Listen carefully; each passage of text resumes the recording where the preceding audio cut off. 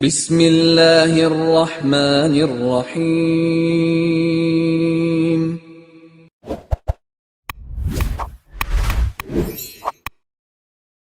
السلام علیکم ورحمۃ اللہ وبرکاتہ۔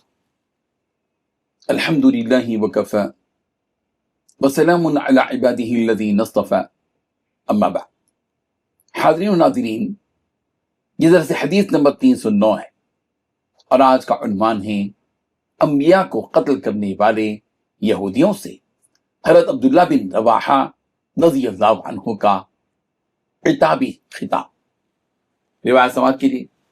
عن جابر رضی اللہ عنہ قال افاء اللہ خیبر علی رسوله فأقرهم رسول الله صلی اللہ علیہ وسلم وجعلها بینه وبینه فبعث عبد الله بن رواحة فخرصها عليه ثم قال يا معشر يهود أنتم أبغض الخلق إلي، قتلتم أنبياء الله وكذبتم على الله، وليس يحملني بغضي إياكم أن أحيف عليكم، قد خرست 20,000 وسق من ثمن، فإن شئتم فلكم وإن أبيتم فلي، قالوا بهذا قامت السماوات والأرض قد أخذناها، قال فاخرجوا عنا۔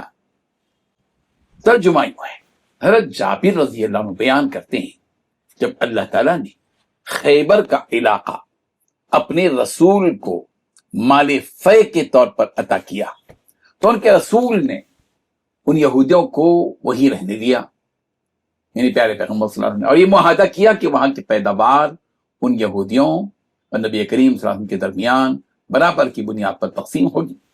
پھر نبی رحمت صلی اللہ علیہ وسلم نے سیدنا عبداللہ بن رواحہ رضی اللہ عنہ کو بھیجا، انہوں نے وہاں پیداوار کا اندازہ لگایا اور پھر فرمایا اے یہودیو، تم میرے نزدیک اللہ تعالیٰ کی مخلوق میں سے ناپسندیدہ ترین مخلوق ہو، تم نے اللہ تعالیٰ کے نبیوں کو قتل کیا، تم نے اللہ تعالیٰ کی طرف جھوٹی بات منسوخ کی، لیکن تمہارے بارے میں میری ناپسندیدگی مجھے اس بات پر آمادہ نہیں کرے گی کہ میں تمہارے ساتھ کوئی زیادتی کروں۔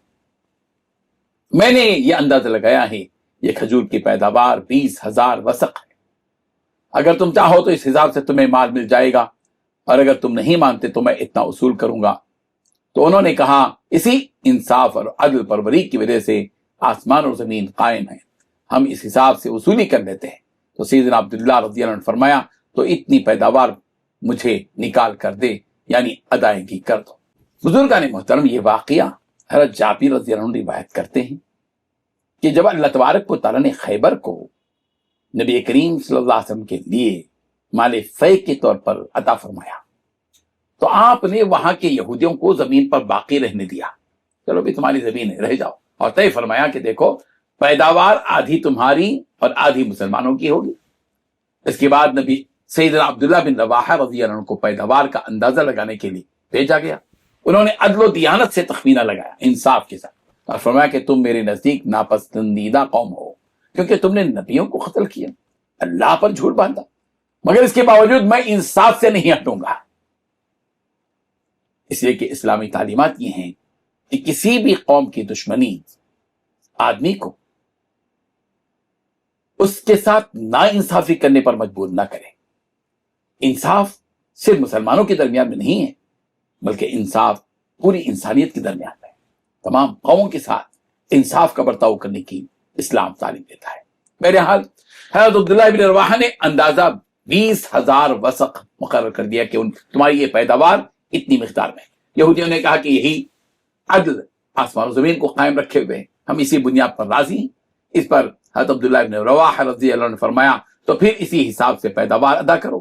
یہ واقعہ صحابہ کرام کی عدل